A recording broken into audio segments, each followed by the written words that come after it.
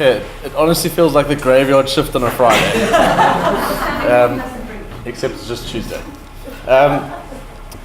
So sort of the history of myself and how I got into this program was really linked to our CEO, so Rowan, who's the CEO of Nimble Group. He's been involved in partners since 2016. And I ended up on a trip with him to London, and he was telling me about how fantastic this program was, and he was kind of doing a sales pitch, but at the same time I realized he was actually telling me that I have to do it. So I was delighted to get involved in it. I didn't really know much about it. I remember pitching up at the first sort of the kickoff session, and I'd been told the day before that I was going to this thing, so I pitched up there, and I think at the time I didn't even have a principal, so I think it was a work in progress.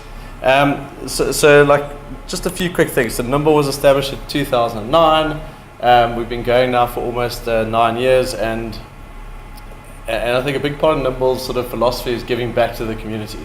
So whether it's through CSI, whether it's through starting a new school for the employees in our business, and I think the partnership for Nimble is a big part of where we want to go. This is the third partnership that I believe we've been involved in, and I think there's probably a good 5 or more people in our space at Nimble that would be quite keen to get involved in these. So my partner was the Alpha School, which was the Alpha School for Autism. So it was quite an interesting school to get paired with, because it's quite different to your mainstream type school.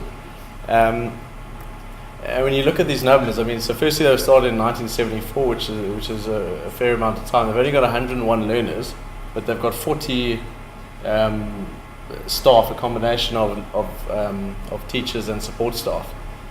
So you obviously jump to the ratio being quite skewed relative to a normal school.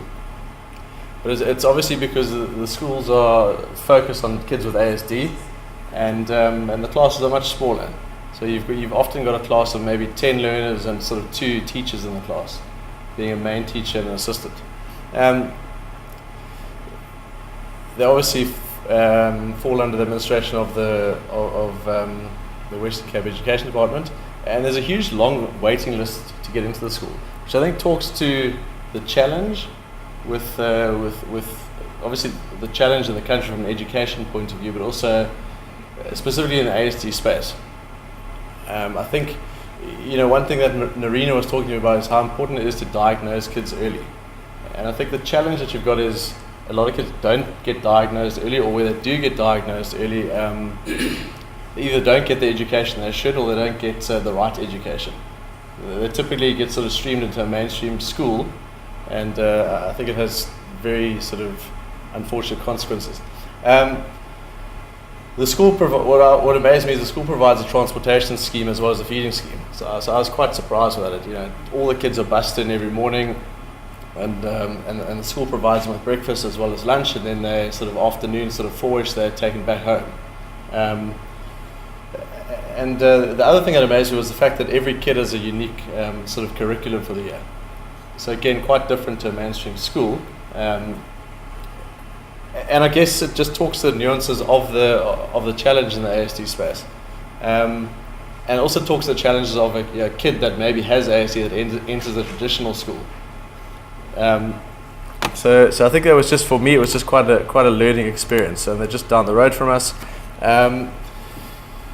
I think why join Partners for Possibility? I think obviously Nimble's involvement in the past, there's quite a big reason for it. I think we like to, as a business, invest in the local community, and I think investing in education, as I said earlier, is one of the key sort of things that we strive for. And just for interest's sake, we've partnered up with a company called Peak Child, which is it's effectively a company that tries to set up preschools where the employer subsidizes their employees.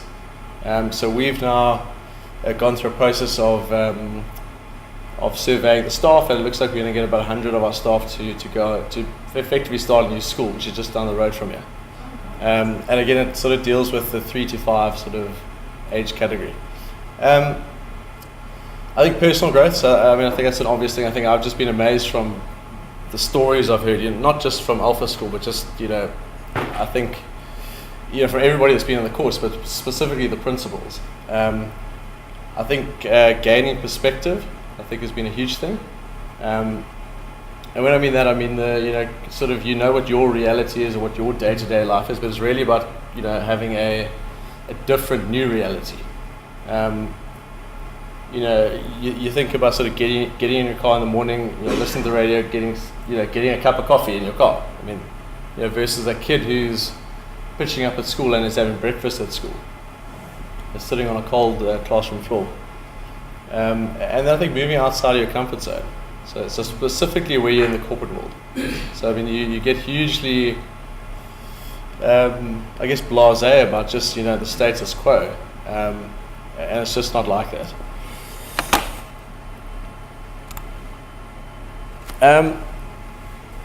I mean, it's been spoken to already, but I think the training courses were specifically the time to think of flawless consulting. I mean, there are things that some of us have probably done before in the corporate space, but it was just really good to reinforce some of the principles, and I think to really reinforce them in a way that was quite practical. So I found that quite useful, and taking it back, whether it was dealing with a difficult staff member or dealing with a difficult client, I think it was hugely valuable. As I said, understanding the challenges at a deeper level. And I mean, it's obviously a networking opportunity. So as the relationships sort of develop, I think we're going to probably more tap into everybody else's, whether it's an area of expertise or maybe just a sort of bouncing board. I think it'd be pretty useful. Specifically to talk to the partnership. So I think the partnership from my side was, to be quite honest, it was quite challenging. It wasn't straightforward. And I think it was because there was a perception that you didn't need to hurry things along. The view was that a partnership's a long-term thing, and why hurry it up in the first 12 months when you've got the rest of your life to do it. So I just want to be upfront and say it was difficult. I think what I tried to do was to really create some parameters or tramlines to actually work with it. As opposed to just having this sort of never-ending kind of program, or never-ending sort of relationship that didn't quite actually make any progress. I tried to obviously understand where we could assist, and obviously the objective is to build a relationship. And I think the reality is we did build a relationship, and we've got a relationship. I think the challenge is how you actually put into place all these contracting things that you've learned, and actually try and actually keep some momentum in the thing. From the school's point of view, I mean, they're kind of typical challenges, and they're quite big challenges. So you've got resourcing, and that's I guess common for everybody.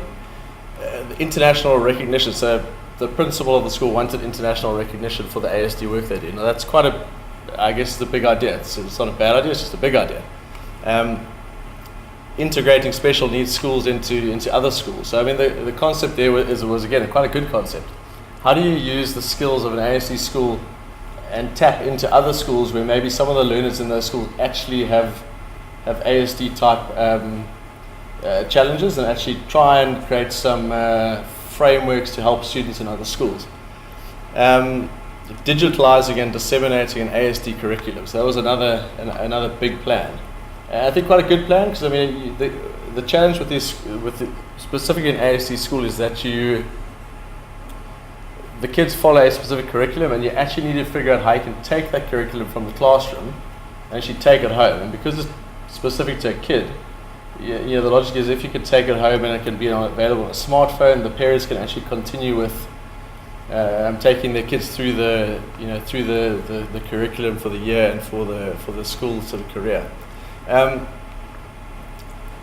The focus was really to acknowledge that while these are big ideas, I mean, and maybe big challenges, I mean, they're not necessarily things that you can knock on the head pretty quickly. But if we built a relationship and we tried to achieve something tangible in the short period that we had, we'd be able to meander through future opportunities and figure out how and what to actually tackle.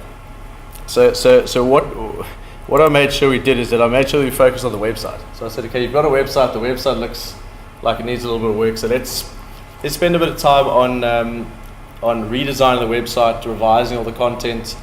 They were quite keen on trying to use the website to recruit, whether it was international sort of graduates to come and help their school. So a lot of the last sort of 4 or 5 months are really spent on working on the website. All the content was changed. We as a business, we said we'd fund the software for the website. And what we've also done is we've trained the teachers. So not really the principal, we've taken the two teachers, and we've said, we'll train you, so when you need to go and update and maintain the website, you know how to do it. So it's not something that we need to effectively keep our finger in the pie. So that's what we focused on, and that's it's I think a couple of days away from being launched. And then there are a couple of other ideas that we've been throwing about. The one is job experience opportunities. So a big thing for these kids is how you take a kid that's got ASD and it's more on the sort of the lighter side of the spectrum, and how you sort of allow them to gain some life skills. So whether that's in our suggestion, it's sort of work experience. So it's something simple. It's like having a few kids come, spend a bit of time in the finance function, spend a little bit of time in the HR function. Spend a lot of time in various parts of the business, really just to do pretty simple tasks, but to get to figure out if they can cope. And I guess put something on their CV. So they've spent a day, 2 days, a week in a finance team, doing whatever they were doing. With the hope that the kids can probably look for possible employment more easily. We've offered our IT function to support the school, so that's looking after the infrastructure, understanding what they've got. If there's a problem, our guys can go and sort it out. And then one of the other things we want to try to do, if the opportunity continues, is to really try and put a fitness program in place. And that's really for, again, just to talk the ASD thing, kids with autism, they need to effectively do lots of physical type activity, and a lot of the kids at these schools actually don't. So because it's a paid service, you might find some kids are able to afford to get onto it and other kids just can't. So those are 3 things that we've kind of thrown out there, and I think if they're able to happen, great, and I'll be pushing hard. I think I think Joe as well. I mean, I just want to take my hat off to you for being like an absolute pit bull in terms of trying to get myself and my principal together. I know it's been very frustrating. And I think the other thing I just want to say is I think firstly it's a massively impressive group of people. I mean, the stories are hugely inspiring. I think if anything, I've got a new perspective, and I think I can sort of walk away from this and certainly continue the group saying, there is hope. And hope is powerful. And that's it.